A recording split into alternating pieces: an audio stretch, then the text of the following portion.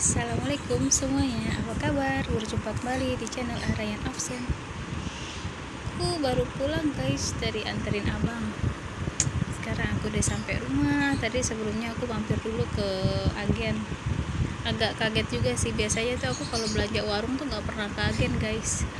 Itu kalau belanja warung itu selalu ke online shop kayak Bukalapak, e-commerce, apalagi tuh Aksesku atau Warung Pintar. Cuman kalau untuk Warung Pintar sekarang sedang tidak aktif ya. Oh ya guys, aku mau ngebahas sedikit tentang hipokalemia ya guys. Anakku itu usianya tahun ini 15 tahun. Anakku mempunyai penyakit hipokalemi. Hipokalemi itu adalah suatu kondisi dia yang memiliki kalium tuh di bawah semestinya itu. Jadi standarnya itu kalau untuk kalium itu kalau paling kecil itu 3,5 dan maksimal itu 5,5. Sedangkan anakku itu pernah di angka 1 guys, dan akibatnya itu anakku gak bisa berjalan, gak bisa yang namanya untuk gerakin tangan pun abang gak bisa. Dan kondisi itu abang alami dari dia umur 3 tahun. Kalau dulu umur 3 tahun itu bilangnya sih bukan hipokalemi tapi tetraparesis. Jadi awalnya itu anakku kan sukanya jalan ya. Anakku gendut dulu tuh, zaman masih kecil. Anakku tuh kayak Chinese banget, semok putih gitu waktu aku masih tinggal di Jakarta. Terus ada satu kondisi tuh tiba-tiba anakku kok kalau habis mandi pengennya digendong. Terus kalau misalkan aku mau pergi kemana-mana pengennya digendong terus gitu. Pokoknya nggak mau jalan gitu. Terus akhirnya aku sama suami kan kita ngecek tuh guys, kita ngecek ke rumah sakit harapan kita. Ternyata di sana langsung disuruh dirawat. Itu bilangnya itu awalnya itu tetraparesis, dirawat sampai sekitar 4 hari dan alhamdulillah akhirnya semua panca inderanya bangun lagi, bisa lagi jalan sendiri, alhamdulillah. Terus tapi dampak kesininya anakku seperti kertas baru ya guys. Jadi tuh dia mulai tidak bisa maksudnya bicaranya tuh mulai banyak sekali dia kehilangan kemampuan dia gitu. Jadi ibaratnya seperti kertas kosong lagi guys, itu di usia 3 tahun. Terus kita berusaha ke tumbuh kembang anak kan, akhirnya kita melakukan terapi sensorik, motorik, occupation, terapi wicara di suatu rumah sakit di Jakarta. Itu terapi itu sampai si abang umur 6 tahun. Jadi dari umur 3 tahun sampai 6 tahun. Terus di usia 6 tahun itu kan abang sekolah guys, sekolah di SD di Jakarta. Aku masih kerja ketika itu, aku dan suami masih sama-sama kerja di Jakarta. Terus tiap hari mama aku kan dititip sama mama aku ya guys, karena kan anak aku memang pengennya sama neneknya. Tiap hari nenekku laporan katanya anakku ini nggak mau sekolah, nangis terus, pokoknya nggak mau sekolah deh si abang ini, benar-benar nggak mau sekolah. Terus hampir setiap hari.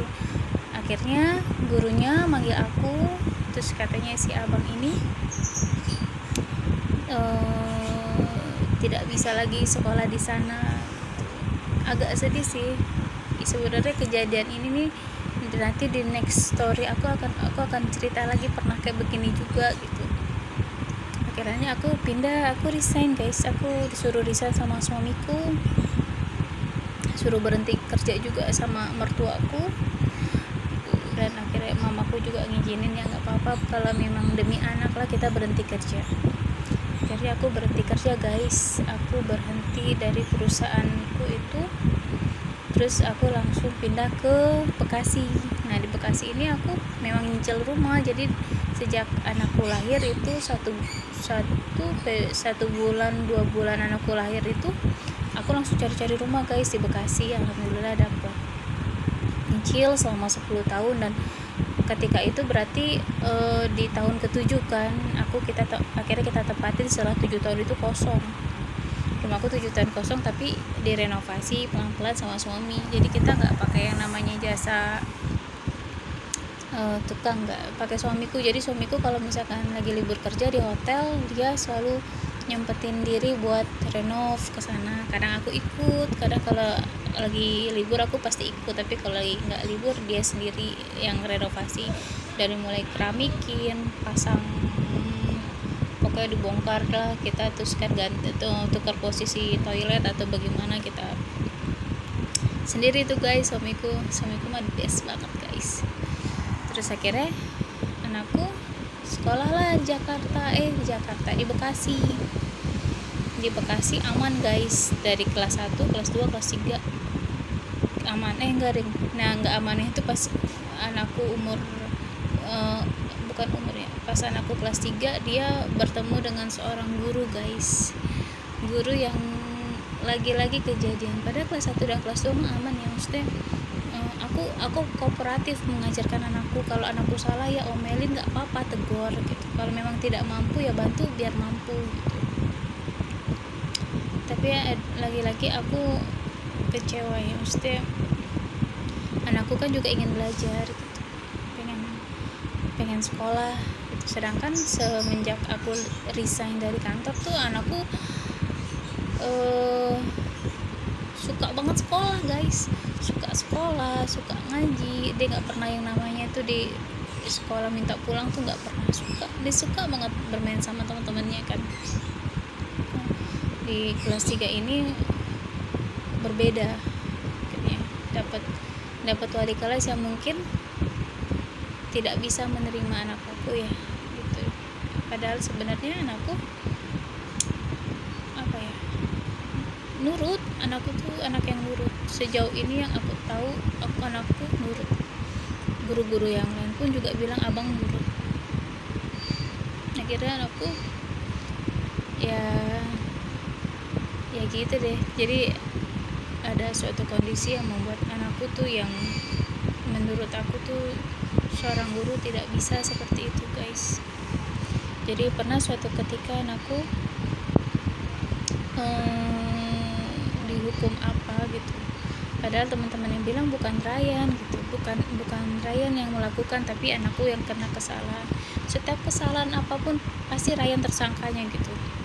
Terus pernah juga anakku tuh yang nulisnya kan memang agak nulis lama. Akhirnya entah kenapa ini guru nyuruh anakku pulang. Kalau memang nyuruh anakku pulang dihukum karena lama mengerjakan soalnya, ya pulang nggak apa-apa sih guys. Tapi telepon aku aku gitu, karena kan aku nggak nungguin kan. Aku di rumah itu ketika itu buka warung juga kan, masih buka warung sembako. Terus aku akhirnya yang nelfonin aku malah wali murid yang nggak sengaja ngeliat abang Ryan itu di depan sekolah nangis sampai batuk muntah-muntah gitu guys. Ya Allah. Dan posisi sekolahnya abang Ryan itu di depan itu kan kuburan, lalu lalang orang banyak. Emang gurunya nggak mikir ya anakku bakalan dicomot sama orang lain segitu? Tega banget sumpah. Nelfon temanku, telepon, "Mom, ini Ryan ada di depan lagi nangis." "Hah? Bukan lagi sekolah ya?" Aku bilang gitu. "Enggak," katanya gitu. Aku samperin, ternyata anakku lagi nangis. Dan alhamdulillah untung ada temenku itu kan. Terus malamnya dia ngingguk, dia bilang bukan aku gitu. Terus akhirnya aku cari tahu sama teman-temannya kenapa, ada masalah apa. Pokoknya ya nggak tahu ya. Mungkin sebagian orang tua yang belum pernah merasakan seperti aku akan bilang, lagian mamanya kenapa sekolah ini sekolah negeri gitu, kenapa selalu seperti itu. Yang nggak tahu selalu nyalain ibunya guys, padahal perjuangan ibunya itu lebih berat. kalian nggak tahu ya sakitnya ibu ketika anakku gitu dizolimin. Kayak itu benar-benar nyiksa banget sih. Terus akhirnya pokoknya aku dari sekolah itu berhenti guys. Aku cari-cari sekolah karena kan abang kelas 4 aku berhenti aku cari-cari sekolah lagi guys. Dan 10 sekolah swasta yang abang temui itu nggak nerima abang. Aku juga apa ya, mungkin satu sisi tuh aku masih nggak terima kenapa abang tuh kenapa gitu, anakku nurut sejauh ini bertahun-tahun sama aku, anakku nurut banget guys. Nggak yang namanya tuh anakku tuh yang melawan sama orang tua tuh enggak.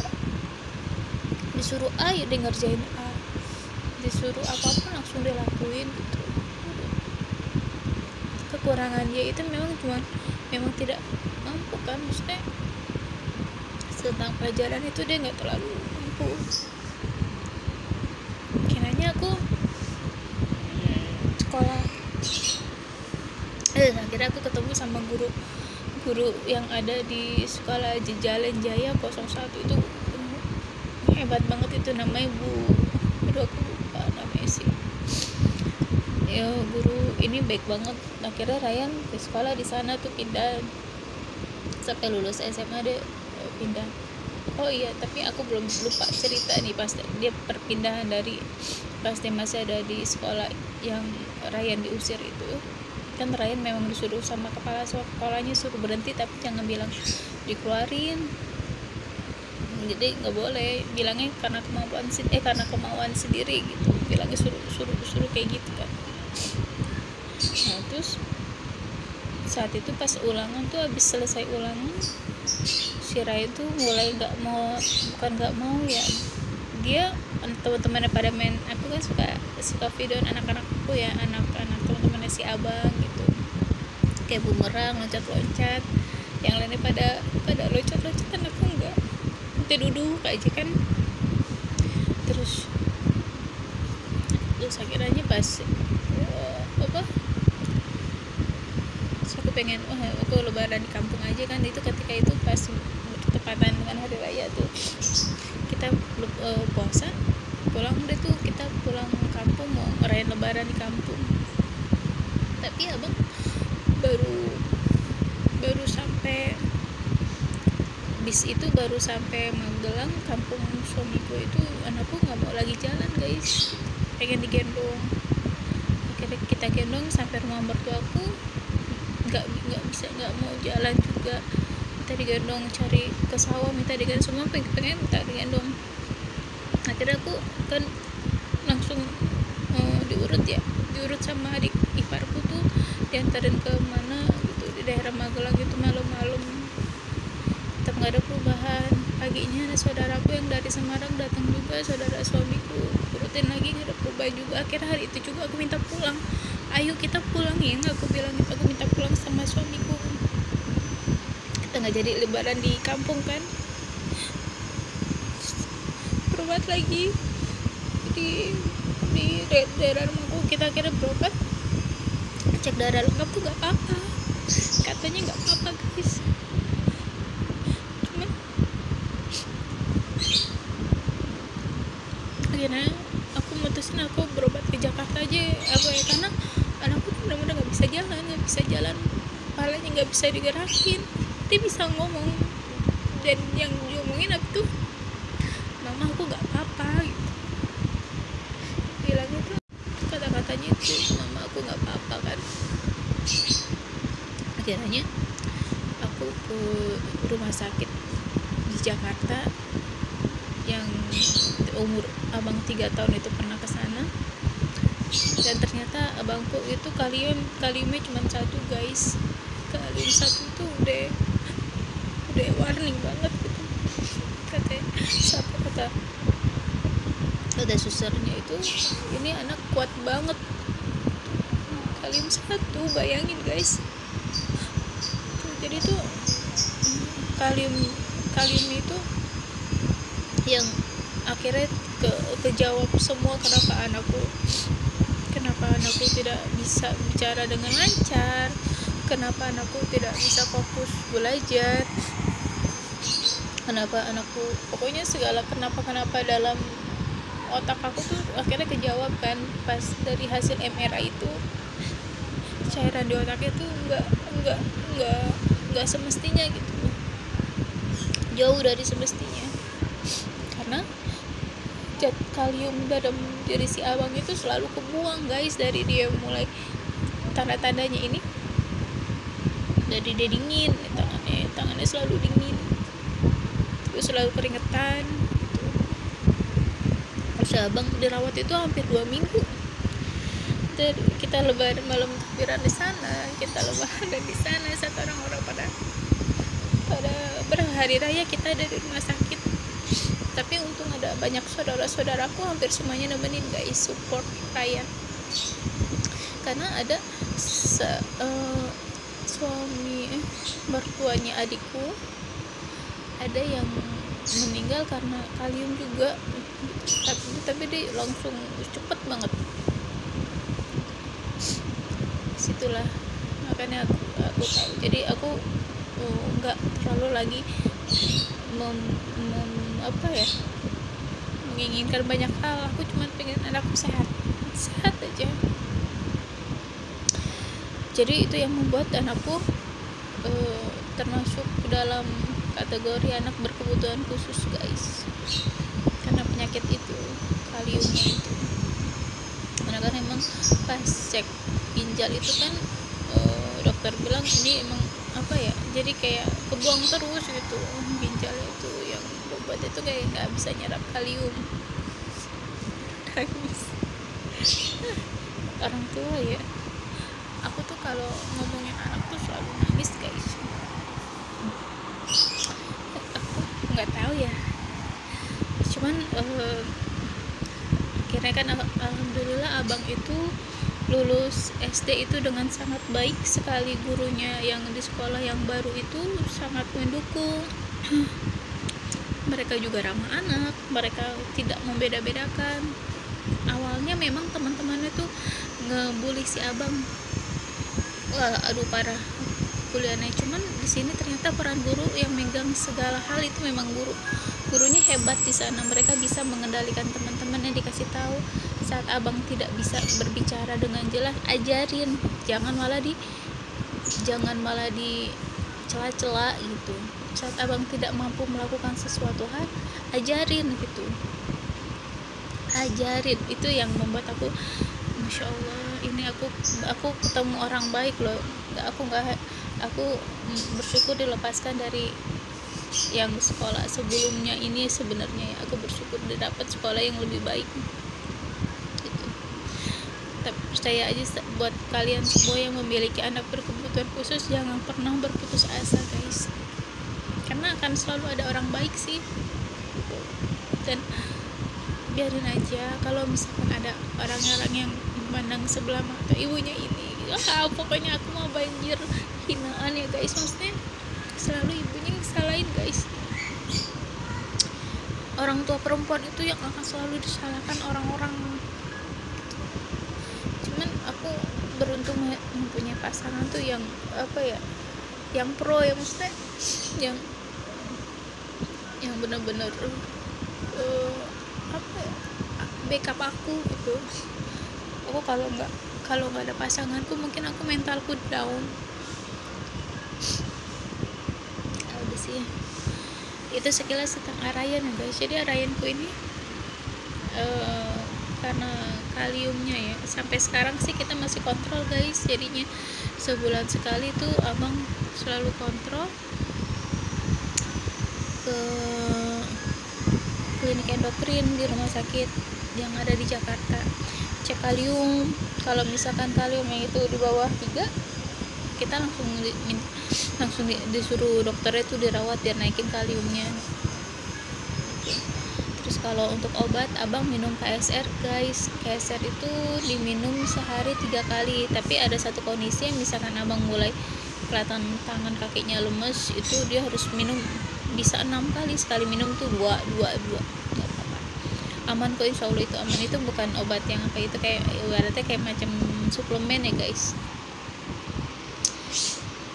Terus makan abang teratur sehari 3 kali. Terus aku selalu misalkan cemilan nih, aku bikin cemilan kayak misalkan contoh pisang goreng, karena anakku tuh nggak suka buah, jadi deh aku bikinin pisang goreng, di atasnya aku kasih susu putih ataupun susu coklat. Itu kan aku suka. Itu semenjak aku bikin cemilan kayak gitu, lumayan sih naik kaliumnya gitu, bagus. Sekarang kaliumnya bagus. Terus anakku sekarang kelas 2 SMP, dia sekolah di sekolah berkebutuhan khusus guys gitu. Jadi anak-anak berkebutuhan khusus tuh nggak hanya autis, nggak hanya Down syndrome, nggak hanya ADHD. Jadi tuh ada tuh misalkan kayak gejalanya anakku yang gangguan belajar. Anakku kan jatuh gangguan belajar juga guys. Terus dari kaliumnya itu kan yang mengakibatkan anakku tuh sulit konsentrasi, bicaranya agak kurang gitu. Tapi aku selalu mencoba buat misalkan dia ngomongnya mulai nggak jelas, aku lurusin. Misalkan enggak ngomong gitu, tidak, aku bilang gitu. Kalian mungkin lebih mampu berbahasa baku ya diajarinnya daripada bahasanya aku ya. Kalau aku kan memang orang Betawi, kadang suka ngomong bahasa Betawi kagak gitu kan, enggak gitu. Tapi kalau Ryan harus dikasih ucapan baku baru dia bisa lancar. Tidak mah, aku bilang gitu, aku ajarin kayak gitu. Terus enggak, biasanya enggak, ya tidak. Jadi harus terus diingetin. Jadi memang kaliumnya abang ini memang harus selalu dikontrol guys. Oke ya, next lagi kita cerita tentang abang ya, tentang kalium, bagaimana mengatasinya, atau kita mengenal lebih dalam itu apa itu hipokalemi. Buat kalian ingin berbagi dengan aku cerita, boleh di kolom komentar ya guys. Terima kasih sudah menonton. Assalamualaikum warahmatullahi wabarakatuh. Bye.